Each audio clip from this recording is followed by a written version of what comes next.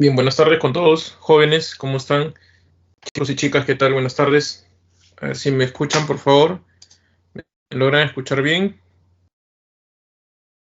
¿Cómo estás? ¿Qué tal? Margaret, ¿cómo estás? Elisa, ¿qué tal?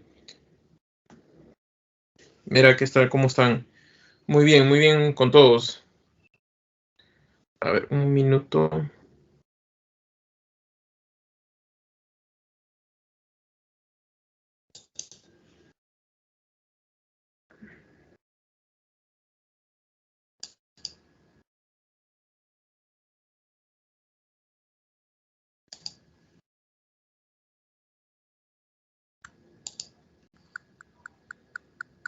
¿Cómo están? ¿Qué tal? Muy bien, bienvenidos al ciclo pre, ¿sí? De, eh, de San Marcos, ¿no? Espero que todos se encuentren bien. Ha sido una larga espera, ¿no? Desde que terminó el ciclo anterior, ¿no? A principios de quincena de abril, me parece, o principios de abril, ¿no? Pensábamos que iba a iniciar, ¿no? Prontamente el ciclo, pero bueno, por X motivos, ¿no? Conocidas por ustedes, ¿no? Se ha aplazado un poco, ¿no? Pero bienvenidos nuevamente a este ciclo y espero que les vaya todo bien, ¿no? Que puedan aprender, ¿no? De las diferentes materias, ¿no? Que se les enseñe y por supuesto del curso de literatura, ¿no? Mi nombre es Johnny Joseph Pacheco Quispe, ¿sí? Soy profesor de la Facultad de Letras, de la Escuela de Literatura y del posgrado también de la Facultad de Letras en Literatura, ¿no? Y ya tengo varios años enseñando en el ciclo, en centro preuniversitario también, ¿no? De San Marcos, ¿no? Y bueno, es mi especialidad, por supuesto, la literatura peruana, latinoamericana, ¿no? La literatura general, ¿no? Así que cualquier duda, por favor, me la hacen, ¿no? Siempre voy a estar dispuesto a responderles, ¿no? Y tratar de explicarles de manera didáctica, ¿no? Digamos, todos estos eh, aspectos, temas, de repente algunos pueden ser un poco más complicados, ¿no? De repente, ¿no? Así que estoy, digamos, muy dispuesto a poder resolver sus dudas, ¿no? Para los que, digamos, de repente han estado en ciclos anteriores o simplemente saben por amigos, ¿no? Que han estado en ciclos anteriores, el año pasado sobre todo, ¿no? Digamos, el programa, ¿no? Literatura drásticamente, ¿no? Ahora, ¿no? Lo que antes se enseñaba en 18 semanas, ¿no? Digamos una especie de historia, literatura, ¿no? Ahora se enseña aproximadamente en 8 semanas, ¿no? Es decir, vemos los conceptos, como ven ahí en la pantalla, géneros y figuras, ¿no? Y luego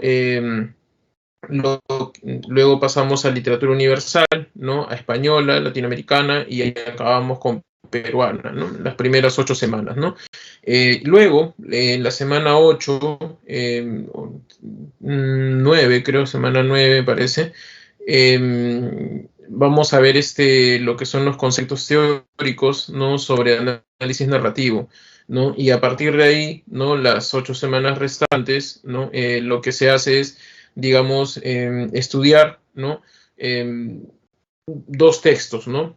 Uno, digamos, estudiamos 4 semanas y el otro estudiamos otras 4 semanas, ¿no? El año pasado, ¿no? Era La ciudad de los perros, ¿no? Con El mundo Sancho y ajeno, pero este año se ha cambiado, ¿no? Incluso a los alumnos que tenía el año pasado, ¿no? Porque esa era, digamos, la disposición, ¿no?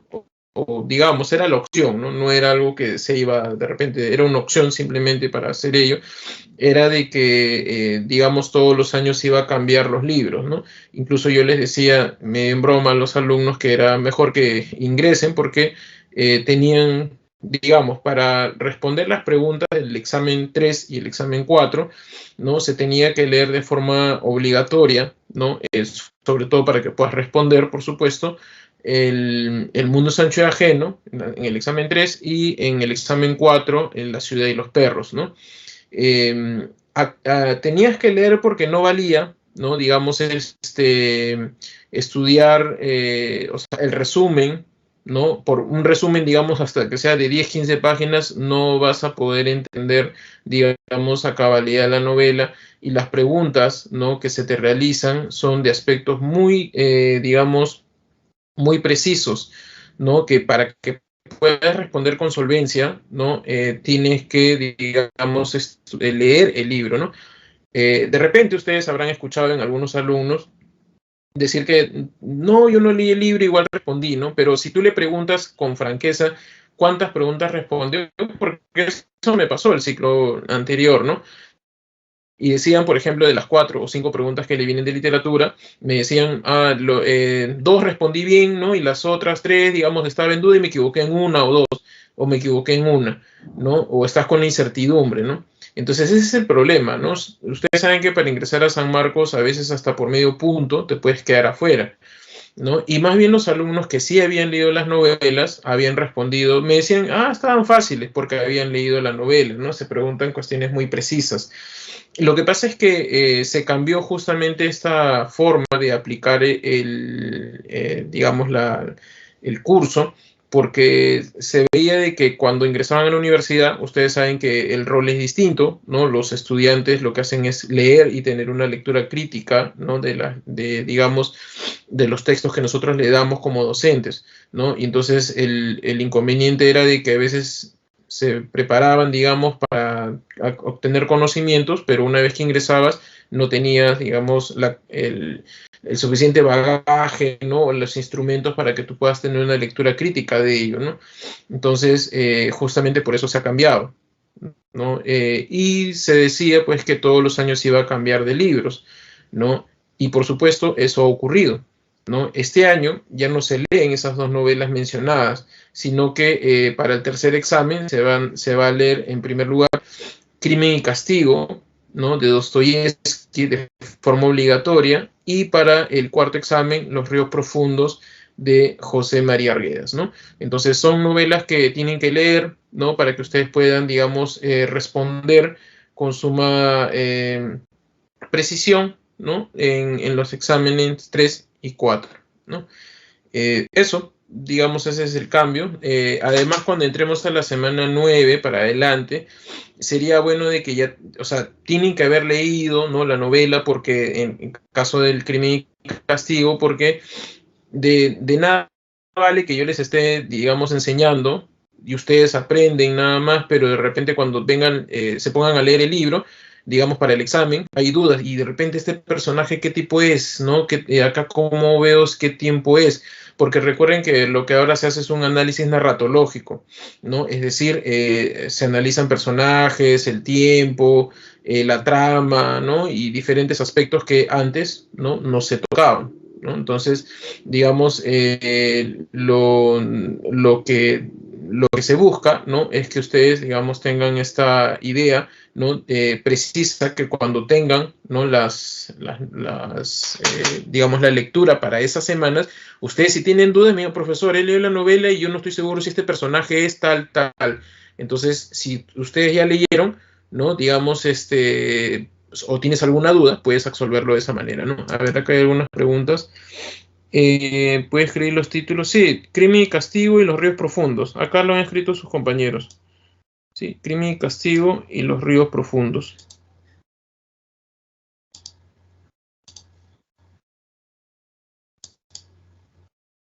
Ajá, Los ríos profundos.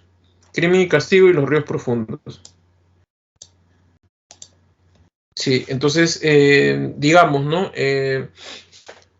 Son novelas, ¿no? A partir de la semana 9 pueden ir leyendo Crimen, o sea, yo creo que deberían ir leyendo, para que cuando llegues a la semana 9 ya hayas terminado de leer la novela, ¿no? O al menos, digamos, porque la novela, pues, dependiendo de la extensión, debe tener unas 300, 400 páginas, ¿no? En promedio.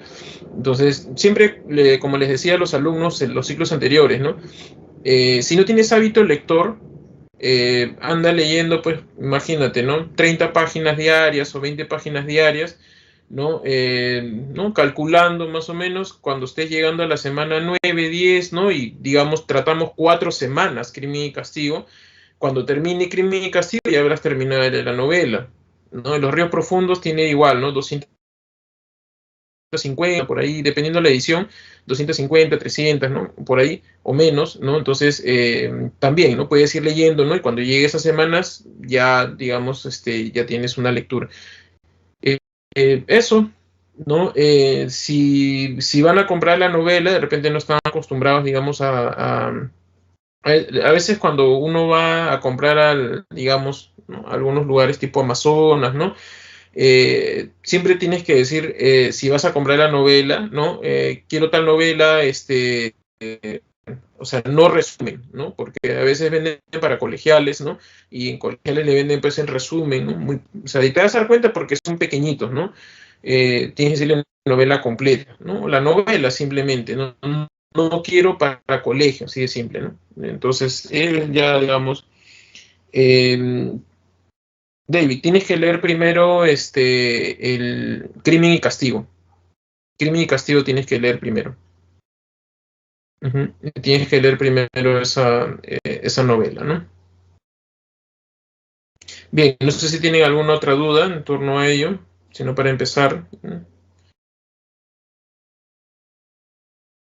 Bien, vamos a empezar entonces.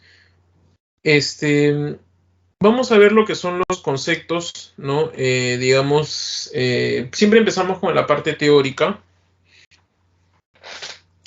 Eh, Crimen y Castigo es el que tiene más páginas, ¿no? Para aproximadamente 350 a 400 páginas, ¿no? Los ríos profundos tienen promedio entre 250 y 300, promedio, ¿no? Dependiendo de las ediciones, ¿no? Pero siempre, el Crimen y Castigo sí es más voluminoso, ¿no? Pero es muy entretenido, ¿no? Así que les recomiendo que vayan leyendo la novela, ¿no? Eh, Bien, empezamos con la parte teórica, ¿sí? Con los géneros, las figuras y terminamos con la literatura griega, ¿no?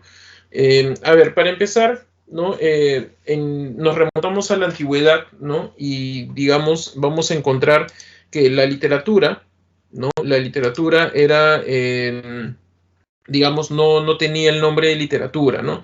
Y esto se debe por algo muy sencillo. Lo que pasa es que en la antigua Grecia literatura no existía, o sea, la palabra no existía, sino que se le llamaba a toda creación literaria, digamos, ¿no? Se le llamaba poesía, ¿no? Ese es el nombre que se le llama, ¿no? Poesía, ¿no? ¿Y por qué? Lo que pasa es que poesía, ¿no? Significa en griego antiguo creación, ¿no? Entonces, a todo lo que tú creabas se llamaba poesía. Bien, poesía viene de poiesis, ¿no? Que significa justamente crear, ¿no? Entonces, por eso, cuando tú de repente leas algunos manuales, de repente, ¿no? Libros de historia literaria, vas a encontrar que existen, por ejemplo, poetas líricos, poetas trágicos, poetas épicos. Homero era un poeta épico, ¿no? Sófocles, Eurípides, Esquilo eran poetas dramáticos, ¿no? O sea, en pocas palabras, si lo traduces en la modernidad, ¿no? Puedes decir que son creadores dramáticos, creadores épicos, ¿no? Etcétera. Aristóteles en la poética menciona, por ejemplo, esos aspectos, ¿no? Menciona de que, por ejemplo, un escultor es un poeta porque creaba, ¿no? Lo mismo que un carpintero también es un poeta porque creaba, ¿no? Entonces, el ser poeta en la antigua Grecia no significa simplemente escribir versos, ¿no? O hacer lírica. Poeta era creador, ¿no? Porque justamente creaba poiesis, ¿no? Ese era el nombre que tenía. Ahora, la literatura en aquel tiempo, ¿no? Era oral, no era escrita, ¿no? Digamos, en los tiempos homéricos, ¿no? La literatura se transmitía a través de la palabra. Y luego, ¿no? Con el paso del tiempo, a partir del siglo V antes de Cristo, ¿no? Comienza a transcribirse los poemas homéricos y otros textos, ¿no? Y entonces comienza una literatura que comienza a ser escrita. En ese tiempo, cuando comienza a escribirse todos estos textos que se transmitían de manera, ¿no? Es que van a invadir los romanos. Los romanos, cuando invaden la antigua Grecia, comienzan a encontrar estos textos escritos y entonces el nombre de literatura. Literatura viene de literae, ¿no? En latín, y literae significa letra, es decir, literatura significa, ¿no? Lo que está escrito, ¿no? Entonces de ahí viene el nombre, ¿no? Literatura. Eh, Aristóteles en el siglo V comienza a teorizar sobre los géneros literarios, ¿no? Lo que pasa es que en el siglo V, como ustedes saben por historia y por filosofía, es el auge de la Grecia clásica, ¿no? De la Grecia antigua, ¿no? Está gobernada por Pericles, ¿no? Y estaba, digamos, en realce, ¿no? La filosofía, ¿no? Con Sócrates, Platón, Aristóteles, ¿no? Hay mucho apogeo de ello, ¿no? Había el gobierno de la democracia, ¿no? Estaba instaurado dentro del siglo de Pericles, en el siglo V, el siglo IV, antes de Cristo, y también comienza el esplendor en las letras, ¿no? Que viene a ser la tragedia griega. La tragedia es la máxima expresión, ¿no? De la literatura cuando comienza a desarrollarse, ¿no? Este fenómeno, la tragedia, Aristóteles a partir de ello comienza a estudiar la tragedia griega, un libro que se llama Poética. Poética justamente es, ¿no? Estudio sobre la poesía, en pocas palabras, ¿no? Estudio sobre la creación, ¿no? La poética, ¿no? Tiene varios temas, ¿no? Entre ellos habla del poeta, habla de las figuras literarias, habla de la ficción y también habla, ¿no? De los géneros literarios, ¿no?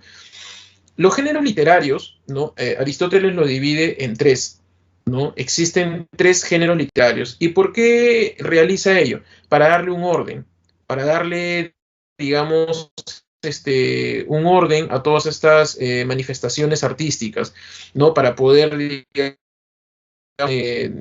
estudiarlas de una manera, ¿no? Es decir, tú escribías algo y, digamos, tenías pues una idea de lo que querías escribir, ¿no? Dónde podías estudiarlo, dónde podías colocarlo, ¿no? Al poder, digamos, darle una etiqueta, también se podía desarrollar, digamos, técnicas para desarrollarlo mejor, ¿no? Así que justamente los géneros literarios surgen para ello, ¿no? Entonces Aristóteles, ¿no? Va a sistematizar, ¿no? Estas manifestaciones literarias en tres géneros, ¿no? El llamado género épico, ¿no? El género lírico y el género dramático, ¿no? Esos son los tres géneros que establece Aristóteles y que por supuesto han perdurado hasta el día de hoy. No existen otros géneros, por si acaso, ¿no? Porque justamente me comentaban algunos docentes, ¿no? De que los alumnos preguntaban sobre tal género, tal, ¿no? Y no existen. Simplemente, si tú escuchas otros géneros, aparte de estos tres, ¿no? Digamos, el épico narrativo, ese género no existe, ese es un invento de las academias, ¿sí? Así que hay que tener mucho cuidado con estos aspectos, ¿no? Estos tres géneros son los que instauró Aristóteles y son los tres géneros, digamos, que estudiamos hasta el día de hoy y que por supuesto se estudian en San Marcos, ¿no? Eh, y cada uno tiene sus características, ¿no? En torno a cada género, ¿no? Veamos. En el caso del género épico, por ejemplo, podemos encontrar de que el épico se relaciona mucho a la narrativa, ¿no? Al aspecto de narrar, ¿no? O sea, digamos, narrar acciones, ¿no? Siempre hay que tener en cuenta ello, ¿no? Porque, digamos, la forma en que se escribe no determina el género, porque ustedes deben recordar que el género épico en la antigüedad se escribía en verso. La Ilíada, la Odisea están en verso, por ejemplo, ¿no? La Divina Comedia está en verso, ¿no? Pero eso no quiere decir de que porque está en verso tú lo vas a encasillar dentro del género lírico, porque el género lírico tiene otras características. En el género épico, la forma en que se escribe no tiene nada que ver, ¿no? Con lo que se determine o se diga ahí. Lo que hay es la idea de narrar, o sea, narrar una acción, narrar, ¿no? Acontecimientos, sucesos, la historia de un personaje, el héroe, el antihéroe, ¿no? Etcétera, etcétera, ¿no? Desarrollar una trama, eso es propio del género épico, ¿no? Que es esencialmente narrativo. Narrativo en el aspecto de que narras acciones. También, ¿no? Lo que vas a encontrar en el género épico es que tiene descripciones, ¿no? Describe lugares, ¿no? Como por ejemplo las novelas de Flaubert, ¿no? Describe rostros, ¿no? Personajes, características, ¿no? Detalles, sucesos, ¿no? Hay muchas descripciones de los lugares, ¿no? Y de acciones, ¿no? Para justamente acentuar, ¿no? El aspecto narrativo, ¿no? También otro de los aspectos que es propio del género épico es la cuestión del tiempo. El tiempo en el género épico normalmente y tradicionalmente está, digamos, en tiempo pasado, ¿no? Porque lo que ocurre es que el género épico está caracterizado por la idea de que comienzas a narrar algo que ya ocurrió. Y como ya ocurrió, los verbos están en pasado, ¿no? O sea, digamos, ya ocurrió un evento y tú lo narras después. Ahora, esta es una definición clásica, por supuesto, ¿no? Y lo que ocurre es que viene de Aristóteles, ¿no? En la idea de que, ¿no? Él estudia la Ilíada y dice, pues, ¿no? La guerra de Troya se inició, se dio en el siglo XII antes de Cristo, 400 años después, Homero comienza a cantar, ¿no? La Ilíada, ¿no? Y está cantando algo que ya ocurrió. Por eso normalmente al género épico se decía que estaba en tiempo pasado. Ahora ustedes me pueden decir, profesor, pero yo he leído novelas en tiempo presente o incluso están como en futuro. Sí, es verdad, pero ya esas son cuestiones modernas, digamos, ¿no? Ya los géneros se han roto, ¿no? Ya, digamos, esas características se han desplazado, ¿no? Por eso les decía, la definición clásica es que el género épico está en tiempo pasado. Y, digamos, si uno comienza a estudiar toda la producción actual, el 90% 95% de narrativas, ¿no? Están en tiempo pasado, ¿no? Siempre hay novelas experimentales, ¿no? Que pueden ser en tiempo presente, ¿no? Pero siempre es una mínima parte, ¿no? Entonces sus características es la descripción, el tiempo pasado y por supuesto es objetivo. ¿Por qué es objetivo? Lo que ocurre es que digamos, el narrador es neutral, ¿no? ¿Por qué? Otra vez apelando a la definición clásica, ¿no? Lo que ocurre es lo siguiente, ¿no? Para que entiendas un poco por qué, digamos, la característica de ser objetivo, ¿no? Significa imparcialidad y neutralidad por parte del narrador. Esto se produce por algo sencillo. Lo que pasa es que si, digamos, entendemos de que Homero existió, porque ustedes saben que hasta el día de hoy ni siquiera se sabe si ocurrió la guerra de Troya y menos si existió Homero, ¿no? Lo que ocurre es que en la antigua Grecia, cuando los griegos invadían un lugar, capturaban gente y los volvían esclavos, ¿no? Digamos, los más fuertes, ¿no? Estaban haciendo trabajos duros, ¿no? Mientras que los ancianos y, digamos, alguna discapacidad tenían, ¿no? Estaban al servicio, digamos, de los reyes, por ejemplo, en los banquetes, estaban en las casas, digamos, se volvían cantores, ¿no? Para entretener, digamos, a los reyes, ¿no? O a las familias aristocráticas, ¿no? A los ancianos, por ejemplo, ellos no podían hacer fuerzas, entonces los tenían de esclavos para entretener justamente a los amos, ¿no? Y digamos, a este grupo de poetas ancianos, y en algunos casos eran ciegos, ¿no? Se les llamaba homerones.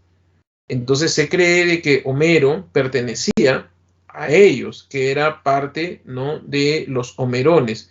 De ahí viene su nombre Homero, ¿no? El que no ve, ¿no? Entonces te imaginas, ¿no? A un poeta que ha sido, a un homerón, ¿no? Que ha sido capturado. Él no puede hablar mal de sus captores porque lo matan, pues, ¿no? Pero tampoco creo va a cantar a favor de sus captores, ¿no? Entonces, para no estar ni a favor ni en contra, mejor canto neutral. Es así que en la Ilíada tú encuentras la voz homérica que no está ni a favor de los troyanos ni a favor de los griegos. Él simplemente está narrando los hechos. No está ni a favor de uno ni de otro. Por eso es imparcial, neutral, objetivo el género épico. ¿Sí? No sé si hay alguna duda en ello, por favor.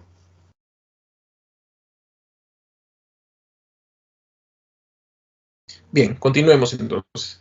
En cuanto al género lírico, no se diferencia del género épico porque el género lírico es lo que ustedes llaman en la actualidad poesía, ¿no? O sea, poesía propiamente dicha, ¿no? La poesía, ¿no? Digamos, del género lírico es expresiva, ¿no? Expresa los sentimientos humanos, ¿no? Lo más íntimo de tu ser, digamos, ¿no? Manifiesta las emociones, ¿no? Y digamos expresa el mundo interior, ¿no? Por parte de los poetas, ¿no?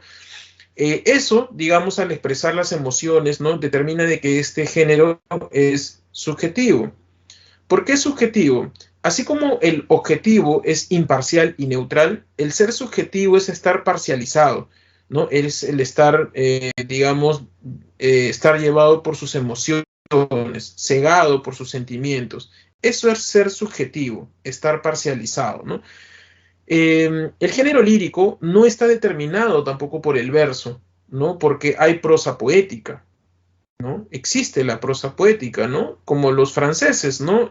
Baudelaire, los llamamos poetas malditos, ¿no? Baudelaire, sus poemas en prosa, el Spleen de París, Arthur Rimbaud con Una temporada en el infierno, por ejemplo, ¿no? No encuentras, digamos, o sea, no, digamos, no es que el verso determine que eso sea un género lírico, ¿no? La Casa de Cartón de Martín Adán es prosa poética, por ejemplo, ¿no? Es una novela, ¿no? Por ejemplo, pues una novela rara, ¿no? Ahí, por ejemplo, está determinado como novela, ¿no? Pero si tú lees fragmentos de La Casa de Cartón, ¿no? Hay mucha prosa poética, ¿no?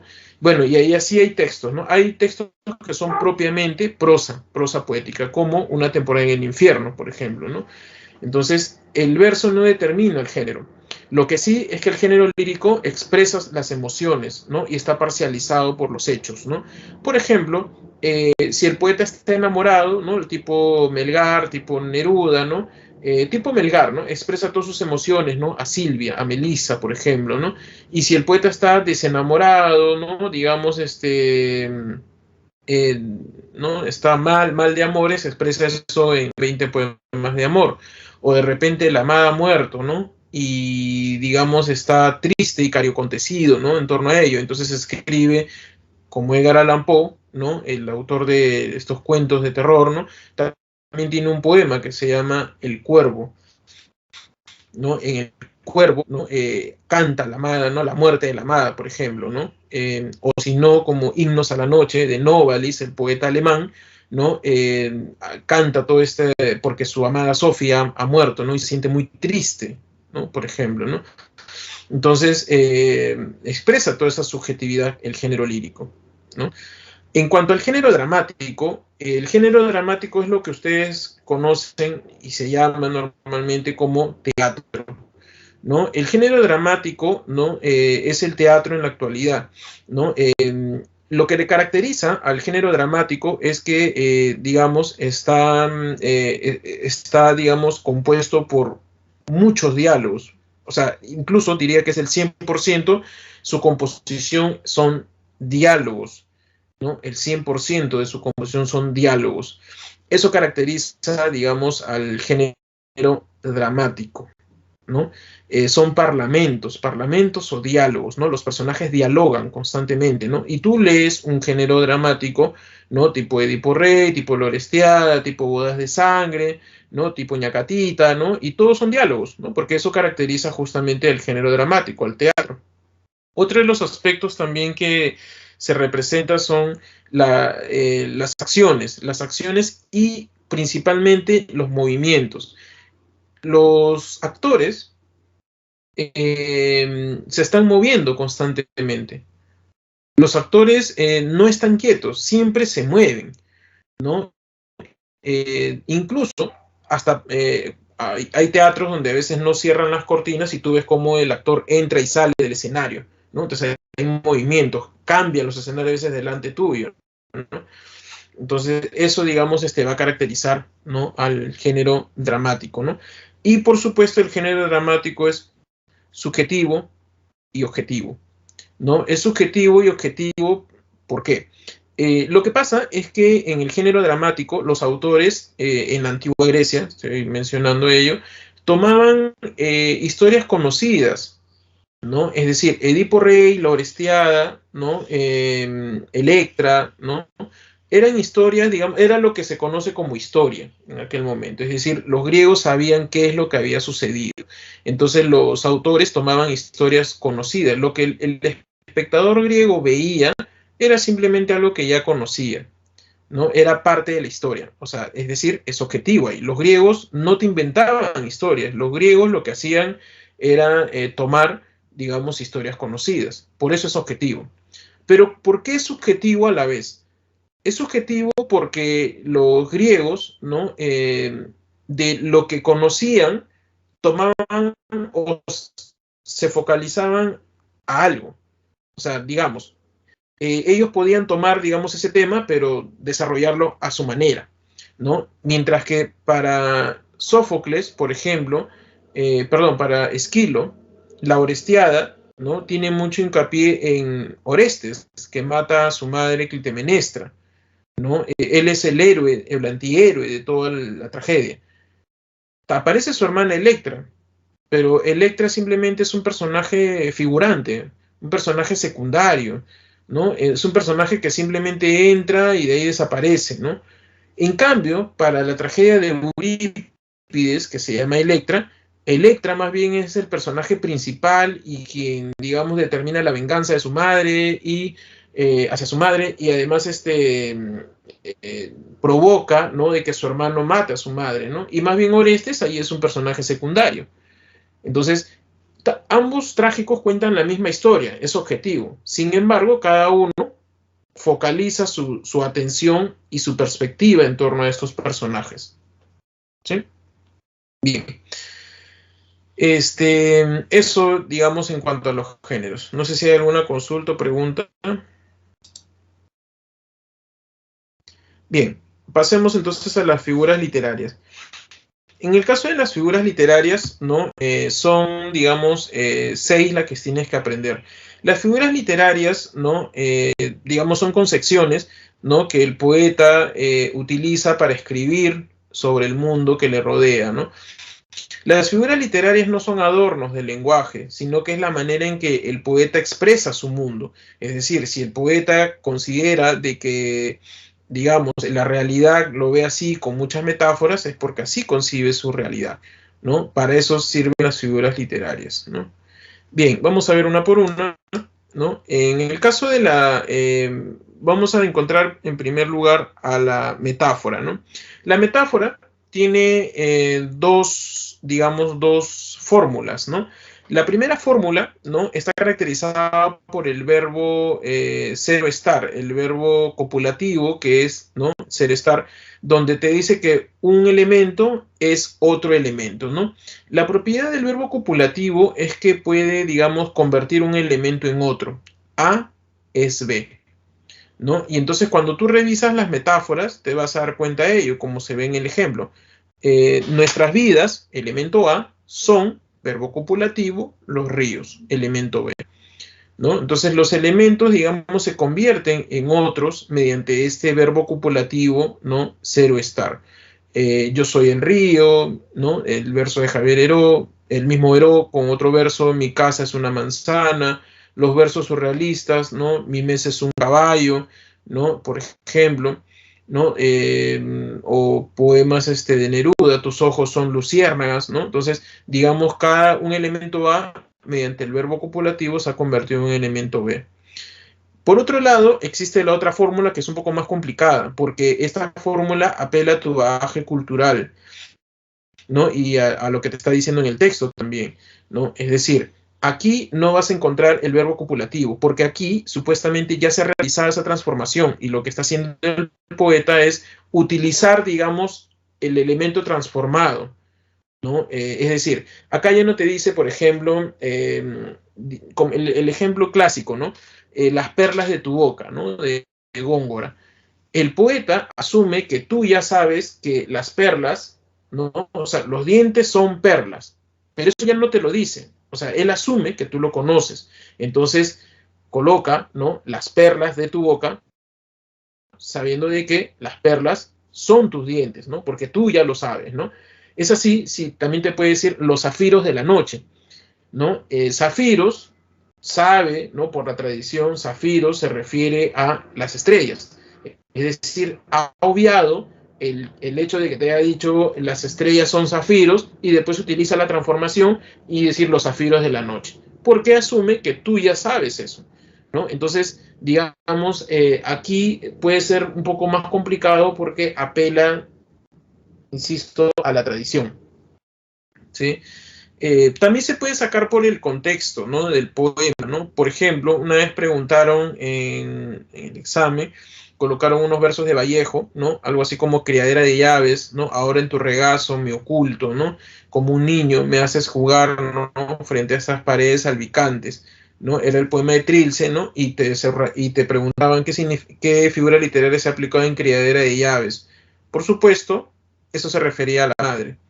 También preguntaron hace un tiempo del poema de Trilce, cuando está hablando, creo que es el poema 52, creo, no me acuerdo exactamente, pero metaforiza a la madre como una molinera.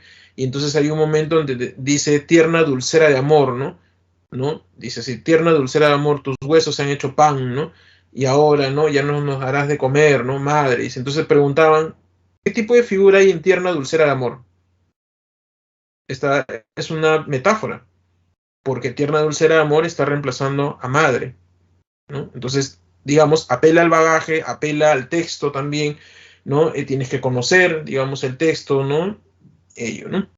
Bien, en el caso de la anáfora, ¿no? La anáfora es como ustedes saben, la repetición inicial del verso, ¿no? Digamos, una palabra se repite al inicio de los versos, ¿no? Esto es bastante sencillo, ¿no? Porque tú, digamos, en primer lugar, para que tú puedas decir que esto es una anáfora, tiene que repetirse por lo menos 2 veces, ¿no? O sea, que se repite una palabra al inicio del verso, ¿no? Y además que está repetido, ¿no? O sea, eso es algo muy obvio, ¿no? Como en este caso aquí, ¿no?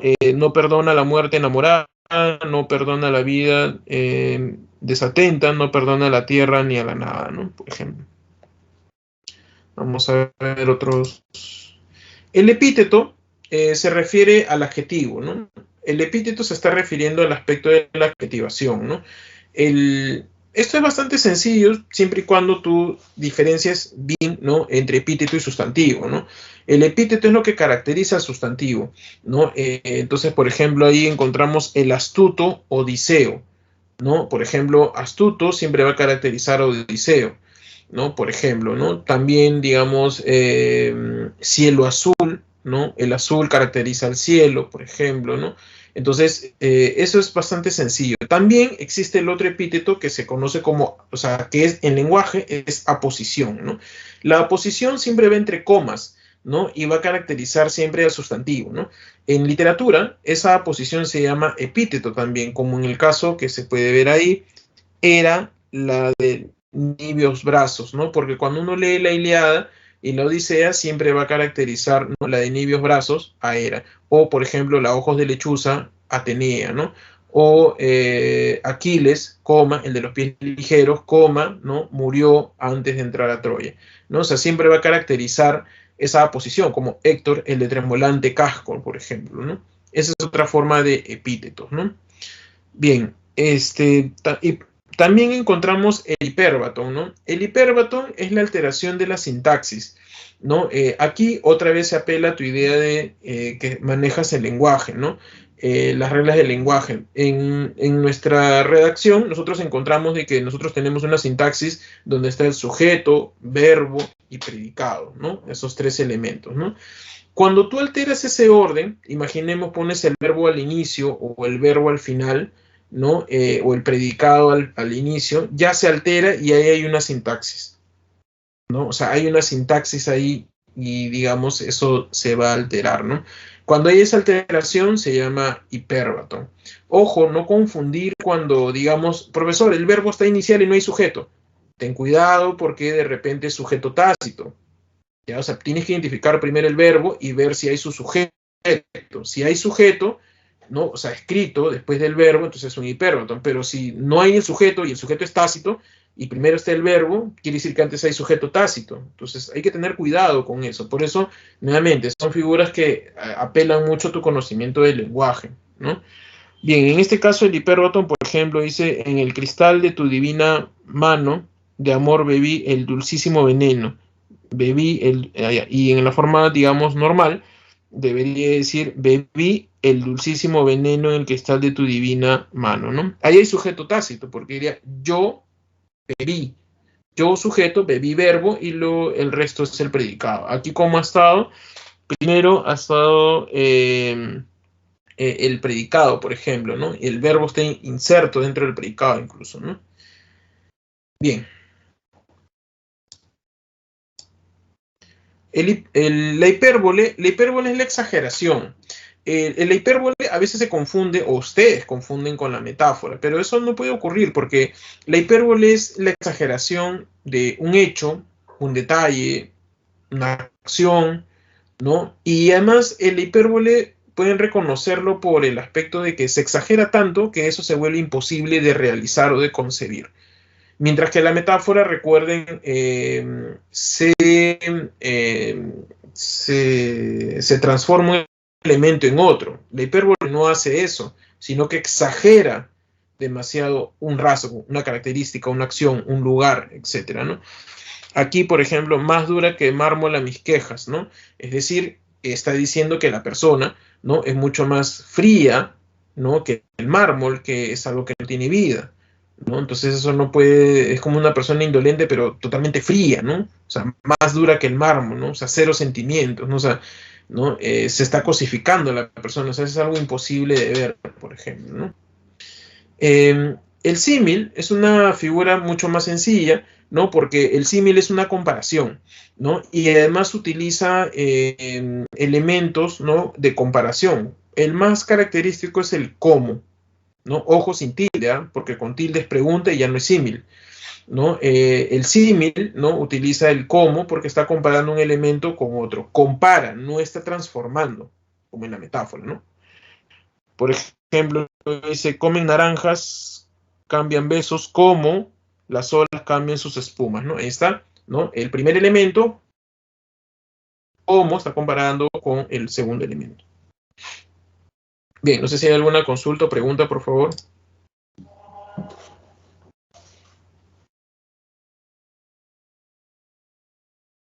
Bien, continuemos entonces.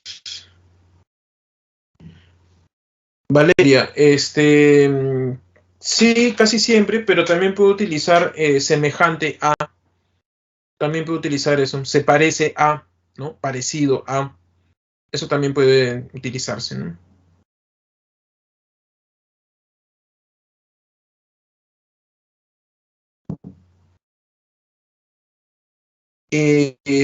No necesariamente, Leonardo, no, el epíteto caracteriza al sujeto, o sea, puede ser encendido fuego.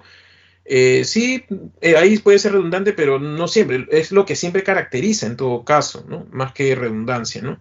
No se toma en cuenta eso, porque, por ejemplo, Héctor el de tremolante casco, yo no veo ninguna redundancia ahí, por ejemplo, ¿no? Entonces hay que tener cuidado. Y hay otras palabras también que pueden ser de que no sea redundante, ¿no? En este caso, como bien dice, parece, ¿no? Pero no siempre es así, ¿no? Por ejemplo, ¿no? Bien, veamos, ¿no? El teatro griego se desarrolla dentro de la Edad Clásica, como les había mencionado, ¿no? Dentro de este periodo, ¿no? de la Grecia clásica, ¿no? Encontramos, por ejemplo, ¿no? Que es en la Edad Antigua, por ejemplo, se da una edad formativa, ¿no? Donde se conciben muchos elementos universales, ¿no? Y por supuesto se da toda la originalidad. Y luego lo que han hecho las diferentes culturas es replicar, ¿no? Lo de la antigua Grecia. La Edad Media, ¿no? Toma varias ideas de Aristóteles, ¿no? De la cultura clásica, los romanos imitan a los griegos, los renacentistas revaloran a los griegos, el barroco revalora también a los griegos, ¿no? La ilustración, ¿no? O el periodo clasicista retoman a los romanos y los romanos son copia de los griegos, los alemanes del romanticismo retoman a los griegos y así, ¿no? O sea, todas las culturas, cuando tú estudias a fondo, te das cuenta que todo es una repetición simplemente de los griegos, ¿no? Entonces es algo formativo y universal, ¿no? Y original. Los griegos lo crearon todo para Occidente, ojo, para Occidente, ¿no? Porque Oriente es otra cultura, ¿sí? Bien, dentro del género épico encontramos a Homero, ¿no? Y en el género dramático encontramos a Sófocles y en la lírica está Safo, ¿no? De Lesbos, ¿no? En la lírica, por ejemplo, ¿no? Safo es la poeta del amor, ¿no? La tragedia griega es el esplendor, como les decía, no es el esplendor de la cultura griega, ¿no? Eh, A ver, en la Grecia clásica, ¿no? Comienzan a existían pues el panteón de los dioses, ¿no? Ustedes saben que ellos eran pues politeístas, ¿no? O sea, tenían muchos dioses y cada dios tenía pues su culto, ¿no? Entre ellos existía el culto al dios Dionisos, ¿no? Dionisos tenía sus templos y tenía sus sacerdotes que eran los bacantes. Los bacantes tenían sus ritos que eran ritos orgiásticos, ¿no? O sea, orgías sexuales, ¿no? Sexo en grupo, ¿no? Y eso eran en los templos se realizaban las bacanales, ¿no? Eh, ahora recordemos que la cultura griega es otro tipo de pensamiento, ojo, ¿ah? ¿No? Ustedes de repente pueden pensar, oh, inmoralistas, ¿no? No, es otra cultura, es otro tipo de pensamiento.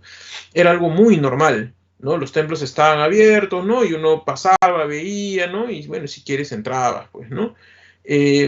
Pero todo eso fue, digamos, explayándose y comenzaron a censurarlo, pero no por una cuestión moral, sino porque comienza a afectar a la economía. Lo que pasa es que las personas, ¿no? Les interesa mucho estar en los bacanales, ¿no? Entonces no administran las cosas. Recuerden que la sociedad griega es una sociedad esclavista. Los aristócratas, ¿no? Que eran los que gobernaban, ¿no? Ellos no trabajaban, ellos solo eran administradores. Los que trabajaban eran los esclavos, ¿no? Por eso ellos se detenían pues a filosofar, a hacer teatro, ¿no? Etcétera, porque los que hacían todo eran los esclavos, ¿no? Ellos solamente eran administradores, ¿no? Pero el problema es que se entretenían mucho en las bacanales y ya no administraban y comienza a afectar la economía y comienza pues los esclavos ya no trabajan, se desabastecen las cosas, ¿no? Y etcétera. Se prohíbe el culto, ¿no? Los botan afuera de los bosques griegos. El problema es que lo que se prohíbe más aumenta y cuando están en los bosques griegos comienzan a, digamos, aumentar ello, ¿no? Y también hay esta creencia que la naturaleza está sexualizada en la antigua Grecia. Están los faunos, ¿no? Los que tienen el apetito sexual muy despierto con las ninfas, ¿no? A quienes persiguen, por ejemplo, ¿no? Dentro de los bosques comienzan a realizarse las bacanales, ¿no? Se realizaban en círculos, ¿no? Porque eran como que todos eran iguales, ¿no? Y se realizaban estas fiestas orgiásticas en la cual en medio colocaban al macho cabrío. El macho cabrío era el representante del dios Dionisos, ¿no? Y ellos, entre el vino, la flor de loto, que era la droga de la época, en sus alucinaciones y en su embriaguez, ellos alucinaban de que Dionisios descendía del Olimpo y se encarnaba en el macho cabrío. Y el macho cabrío tomaba vida, ¿no? Se ponía así una especie de, como ven ahí en la ilustración, ¿no? Semi-humano, digamos, ¿no? Y comenzaban pues las orgías con el macho cabrío, ¿no? Una vez que pasaba toda el embriaguez y la alucinación, veían que el macho cabrío estaba ahí, como inicialmente lo habían llevado, ¿no? Y esto comienza a proliferarse y entonces está afectando a la economía, ¿no? Entonces Pericles, ¿no? Regresa el culto nuevamente a Atenas y esta vez lo determina que solo sea, o sea, lo asume como parte del Estado y lo asume para que se realice una vez al año en la entrada de la primavera griega, ¿no? En el recojo de las cosechas, ¿no? Por eso Dionisio es el dios de la primavera y el dios de las cosechas.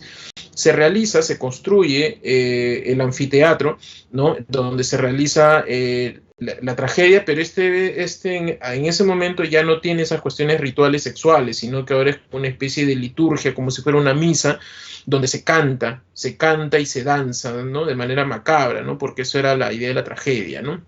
No de terror, sino que era así como de tristeza, ¿no? Y luego comienza a suceder de que se instaura pues el coro que comienza a cantar y danzar, y del coro, ¿no?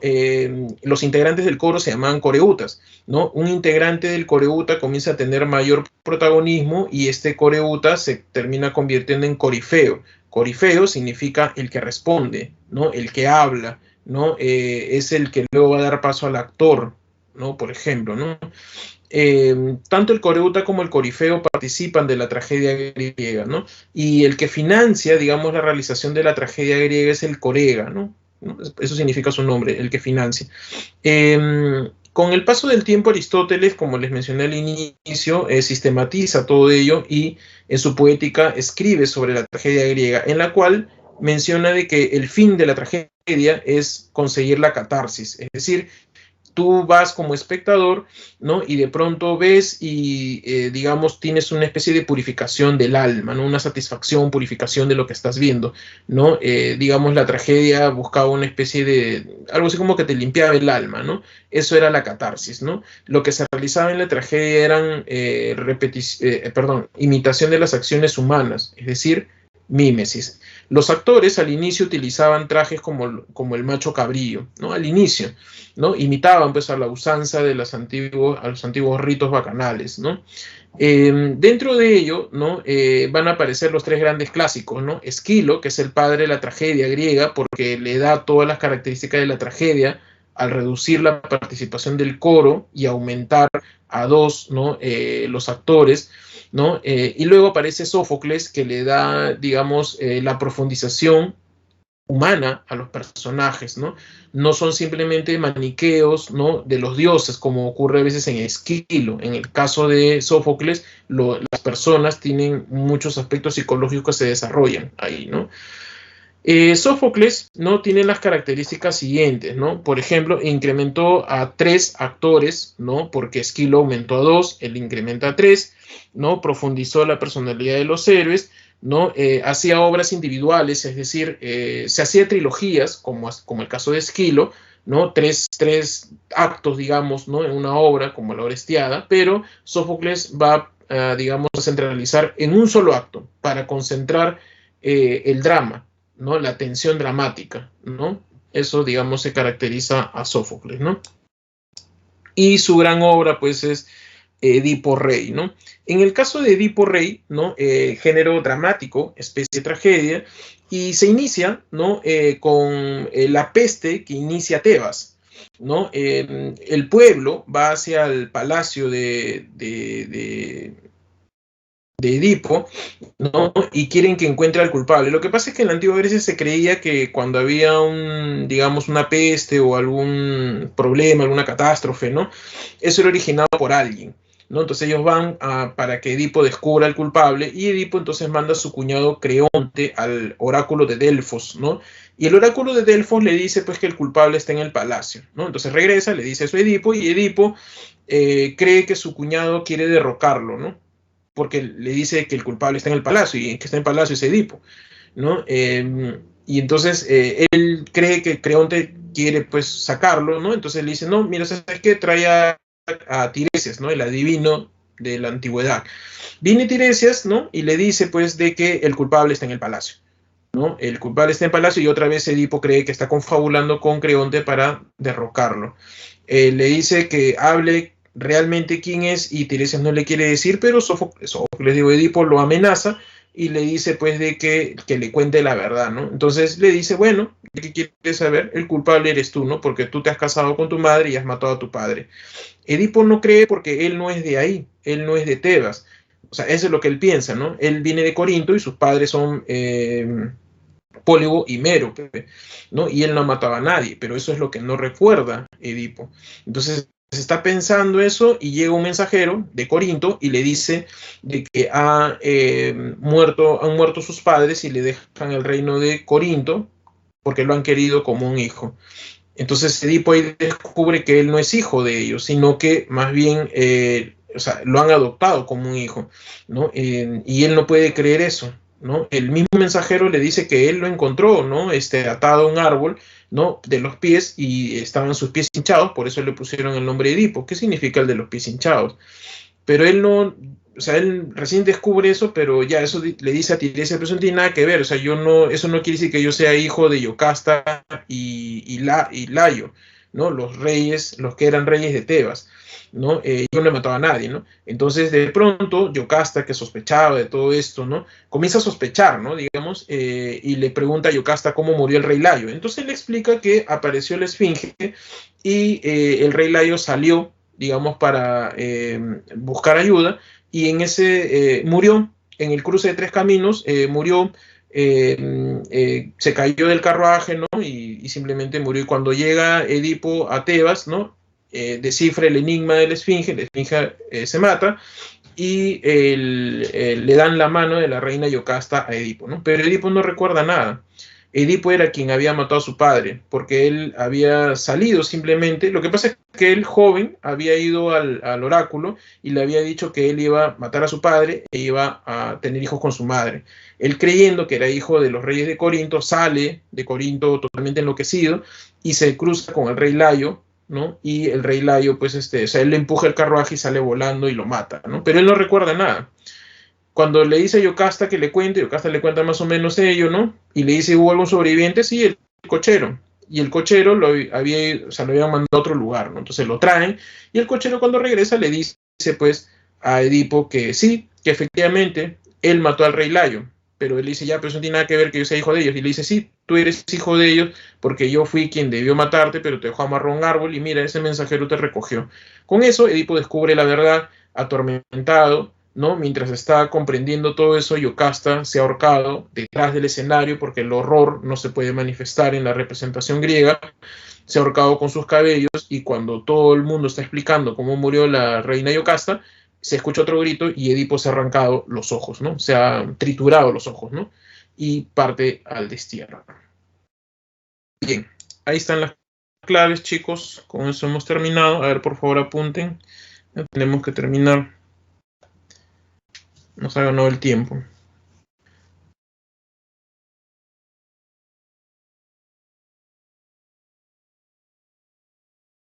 Ya para los profesores en el multichat, ustedes le van a poder preguntar más detalles, ¿sí? Bien, chicos. Si ya copiaron todo, entonces nos estamos viendo, ¿sí? Muchísimas gracias. Hasta luego, cuídense mucho.